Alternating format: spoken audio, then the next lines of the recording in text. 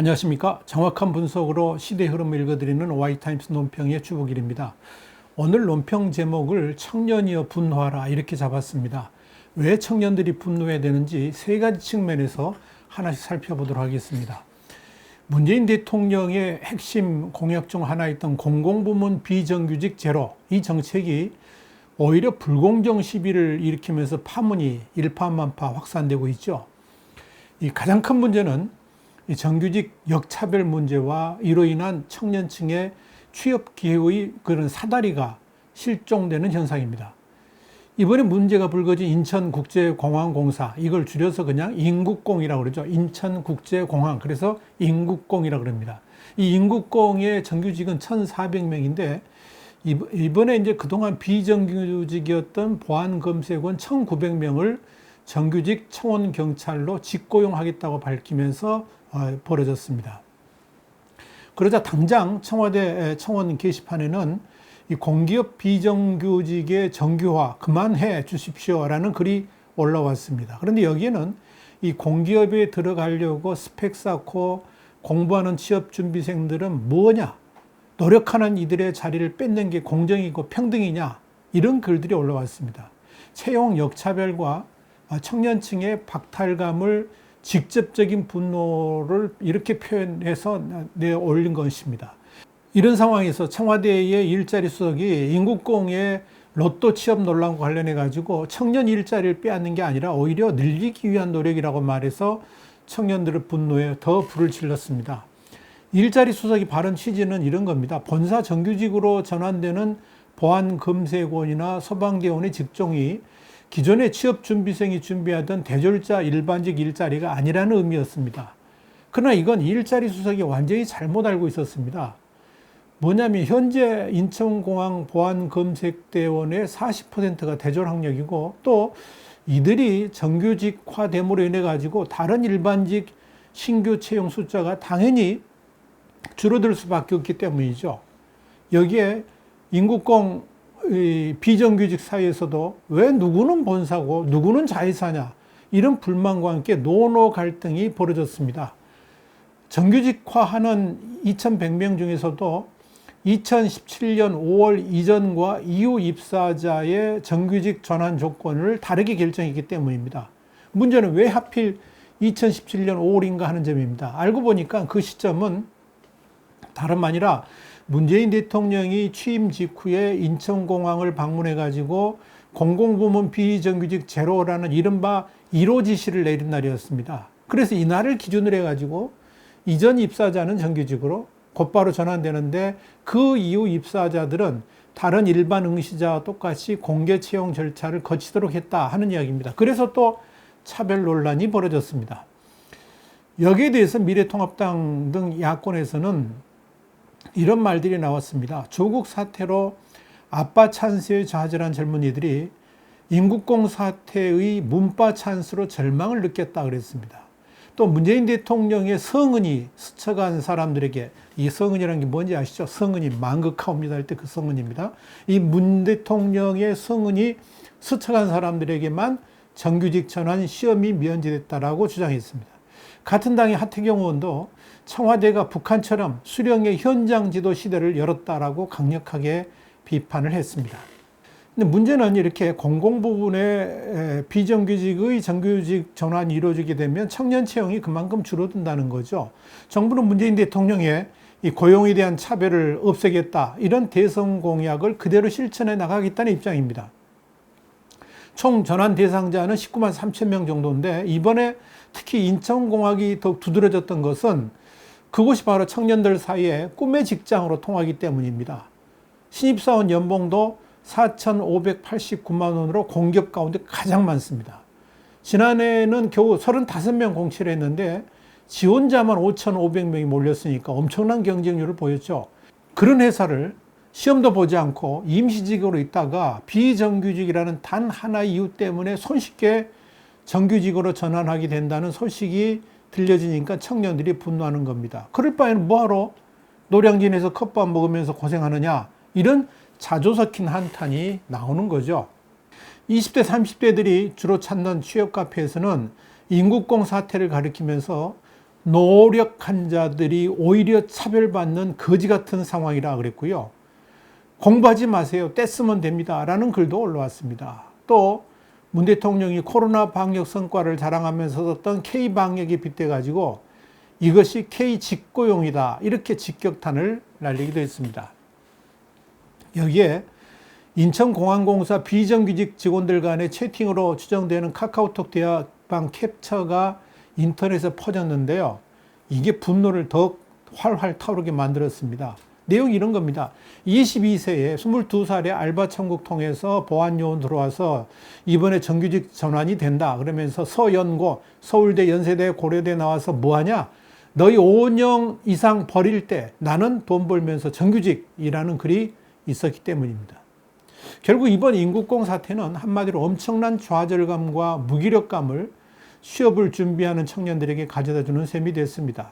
그러다 보니까 문 대통령의 기회는 평등, 과정은 공정, 결과는 정의라는 대선 슬로건은 조롱의 대상이 됐습니다. 기회의 평등이 아니라 결과의 평등을 가져왔기 때문이죠. 그런 불공정이 자신들의 취업 기회를 박탈했다고 청년들은 받아들이고 있습니다. 이제 이런 문제가 터지면 좀 자숙해야 될 텐데, 그리고 문제의 원인이 뭔가를 생각이 될 텐데, 이런 인국공 사태의 심각성에도 불구하고 민주당 등 집권 세력들은 오히려 청년들이 오해하고 있다 그러면서 비정규직의 정규직화가 뭐가 문제냐고 큰소리치고 있습니다. 대표는 이 중에 하나가 차기 대권 후보로 거론되는 민주당의 김두관 의원입니다. 이 김두관 의원은 26일 날 조금 더 배우고 필기시험 합격해서 정규직 했다고 이 비정규직보다 2배가량 임금을 더 많이 받는 것이 오히려 불공정이라고 그랬습니다. 그러면서 취준생 일자리를 빼앗는다는 것도 아니고 그거 다 거짓이라 하는 이야기입니다. 그러면서 정년까지 보안 검색 업무만 하기 때문에 사무직 유지인 정규직 자리를 빼앗는 것이 아니다라고 했습니다. 김두관 의원은 또 본질은 비정규직과 정규직으로 갈라진 노동시장의 이중구조라 그러면서 어떤 경우에도 고용 형태에 따른 차별은 없애야 하고 직고용을 유도하고 동일노동, 동일임금을 정착해야 된다라고 그랬습니다. 그런데 말입니다. 이 김두관 의원의 발언은 기본적으로 자유시장 경제의 기본 원칙을 완전히 도외시한 겁니다. 그런 생각이 바로 공산주의적 발상이라 그렇게 말을 합니다. 사실 김 의원이 주장하는 동일노동, 동일임금 발상, 말은 그럴싸한데요. 사람의 능력이나 직무의 차이들을 완전히 무시하는 공산사회적 발상입니다. 자유시장 경제의 기본이 뭡니까? 경쟁입니다. 그래서 공부도 열심히 해야 되고 그래서 입사시험도 보고 그런 거 아닙니까? 그 경쟁을 뛰어넘기 위해서 오늘도 노량진에서 컵밥 먹으면서 열심히 노력하는 거죠. 그런데 이번 인국공 사태는 그 모든 사다리들을 다 부셔버렸습니다. 그것도 기존에 알바가 됐던 임시직이 됐건 일단 먼저 자리를 차지하고 있는 어른들이 그 젊은 청년들이 들어갈 자리까지 가로막으면서 우리 땅이니까 들어오지 마, 더 이상 오지 마 이렇게 하는 형국이 되어버렸기 때문에 그런 겁니다. 이렇게 되면 노력할 필요가 없죠. 노력한 사람들이 오히려 바보가 되는 세상이 되어버렸습니다. 때를 쓰면 뭐든지 이룰 수 있기 때문입니다. 그리고 어디든 일단 자리 잡으면 머리띠 싸매고 소리 지르고 떼쓰면 다 됩니다. 이것이 공정한 사회고 이게 정의로운 사회입니까? 문재인 정부의 일자리 정책은 한마디로 엘리트라는 단어 자체를 없애버리고 모두를 평준화하겠다는 발상이나 다름없습니다. 재벌의 이익을 환수해가지고 노동자들에게 나눠주자는 발상, 그리고 단순 노동 인력과 대졸 공채 사무직이 같은 수준의 대우를 받도록 하겠다는 결과적 평등을 추구하자는 발상, 그것이 바로 문재인 정부의 기본 사고라는 점이 이번에 확실하게 드러난 겁니다. 그런 결과적 평등 정책의 최대 희생양이 바로 20대, 30대 청년들이 되어버렸습니다. 그것이 인국공 사태의 본질입니다. 두 번째, 문재인 정부의 부동산 정책 실패만 거듭하고 있죠. 그러는 통에 청년의 꿈도 사라져 버렸습니다. 살아가는 데 있어서 가장 기본적인 문제가 일자리 정책이죠.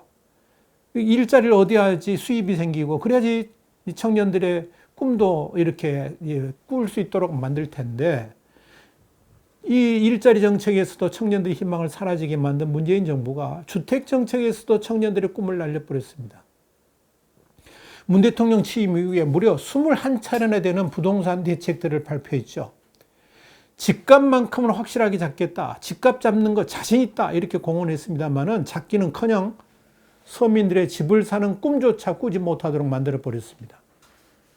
문재인 정부 들어가지고 서울 아파트 가격이 52% 올랐습니다. 부동산 가격 폭등 속도는 이명박 박근혜 정부에 비해서 7.5배라고 합니다. 문재인 정부 초기에 평균 6억 600만 원 하던 서울 아파트 값이 지금은 9억 2천만 원으로 3억 1,400만 원 올랐습니다. 그러다 보니까 전세값도 덩달아 올랐습니다. 당연히 내 집 마련의 꿈은 점차 더 멀어지고 전세 세입자는 거리로 내몰리고 있습니다. 부동산 가격을 안정시켜서 서민들의 주거복지를 향상시키겠다는 정권이 오히려 서민들을 길거리로 나앉게 만들고 있는 겁니다. 그뿐 아닙니다. 이런 상황은 결국 중산층은 서민으로, 서민은 극빈척으로, 취업준비생은 실업자로 내몰리는 다운그레이드 현상이 벌어지게 만들었습니다. 대출을 틀어막아 가지고 거액 현금 보유자가 아니면 집을 사지 못하도록 만들었습니다. 전세 끼고 집을 사는 갭 투자도 못하게 했습니다. 그러니까 결국 어떻게 됐습니까? 거액으로 현금을 갖고 있는 사람들만 집을 살 수 있는 세상이 되어버린 겁니다.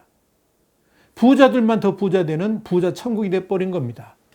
이쯤 되면 청년들은 영원히 집을 살 생각을 하지 말아야 됩니다. 돈 많은 부모 찬스 청년들만 빼고 말입니다. 그래서 개천에서 용될 생각 말고 붕어, 개구리, 가재로 살도록 하는 부동산 정책이다 하는 말이 나오게 된 겁니다. 그 말은 뭐냐? 조국 전 장관이 과거 자기 자녀들은 편법으로 진학시키면서 트위터에는 뭐라 그랬습니까? 중요한 것은 용이 되어 구름 위로 날아오르지 않아도 개천에서 붕어, 개구리, 가재로 살아도 행복한 세상을 만드는 것이다. 그렇게 적었던 것을 비꼰 겁니다. 이젠 공부는 관계없이 부모가 돈만 많으면 살기 좋은 나라로 변질되어 가고 있습니다. 공부 열심히 해서 개천에서 용나는 세상을 만들 수 있는 기회의 사다리를 완전히 싹둑 잘라버렸기 때문에 그렇습니다. 그것도 공정이라는 이름으로 그렇게 행한 겁니다. 그래서 청년들에게 분노하라고 말하는 것입니다. 자, 이제 세 번째 분노해야 될 이유. 이제 청년들에게 엄청난 빚까지 문재인 정부는 떠넘기고 있습니다. 이 문재인 정부의 또 하나의 도드라진 특징 중에 하나가 뭐냐면 돈을 막 쓰는 겁니다. 그것도 빚을 내서 막 뿌립니다. 그렇게 헬리콥터에서 돈 뿌리듯 막 써대는 일에 대통령이 제일 앞장서고 있습니다. 대통령은 국가 부채 비율 40%를 지킬 필요가 없다고 그랬습니다. 그러니까 빚을 내서라도 지금 펑펑 쓰자는 겁니다. 그래서 전 국민들한테 재난기금을 뿌린 것이고요. 앞으로도 이런저런 모양새로 국민들한테 공돈들을 막 퍼부어줄 모양입니다. 자, 그렇다면 그 돈은 어디서 나오는 걸까요? 하늘에서 떨어지는 건 아니지 않습니까? 그게 바로 뭐냐? 국가 부채입니다. 그동안 국가 채무 비율이 40%를 넘지 않도록 조정해 왔는데 대통령 무려 60%까지 올리라고 지시를 합니다. 그렇게 되면 무려 400조 원이라는 공돈을 일단 쓸 수 있게 됩니다. 벌써 그렇게 대한민국의 재정은 확대되고 있습니다. 그러다 보니까 문재인 정권이 끝나는 2022년에는 국가 부채가 1,000조 원을 넘게 되고 부채 비율은 50%를 훌쩍 넘어서게 될 것으로 예상합니다. 문정부 2년 적자가 전 정부 10년 흑자하고 맞먹는다는 사실 여러분 아십니까? 2년 만에 10년 동안 벌었던 돈 다 까먹었습니다. 이제 파티는 시작되었습니다. 외교도 낙제, 경제도 낙제, 뭐 하나 제대로 하는 것이 없는 정권이다 보니까 국민들한테 공짜 돈 주는 것으로 인기를 지속해 가려고 합니다. 국가가 알바자리 만들어서 막 돈을 뿌립니다. 공기업들에 대해서 비정규직에 정규직화하면서 공기업 부채는 기하급수적으로 늘어나게 될 것입니다. 그렇게 되면 그곳에 또 세금이 투입될 겁니다. 여기에 전 국민 고용보험도 추진한다고 그러고요. 기본소득제도 실시한다고 그럽니다. 아마도 대통령 선거가 다가오게 되면 또 무슨 명목으로 국민들한테 공짜 돈을 뿌릴지 모르겠습니다. 일단 공짜 돈 받으면 좋겠죠. 그런데 여기서 잠깐 그 모든 빚들은 나중에 누군가는 갚아야 됩니다. 누굽니까? 바로 지금의 20대, 30대들입니다. 부모들이 흥청망청 쓴 돈들, 앞으로 대한민국을 짊어지게 될 미래 세대들의 그대로 등에다가 빚을 떠안기는 그런 일이 되는 겁니다. 그렇게 되면 당연히 젊은 층들의 조세 부담률은 늘어나게 될 겁니다. 부모 세대들을 향한 복지 부담 역시 더 늘어날 겁니다. 독일은 어떻게 합니까? 국가 부채 비율이 결코 40%를 넘지 못하도록 법으로 정해놨습니다. 그래가지고 미래 세대들한테 부담을 덜 주려고 합니다. 그런데 우리나라는 오히려 거꾸로 가고 있습니다. 그래서 젊은 세대들이 소리쳐야 됩니다. 더 이상 국가 부채를 늘리지 말라고 말을 해야 됩니다. 지금 세대들이 흥청망청 쓴 돈들을 왜 우리 젊은 세대들이 부담해야 되는가? 분노해야 된다는 겁니다.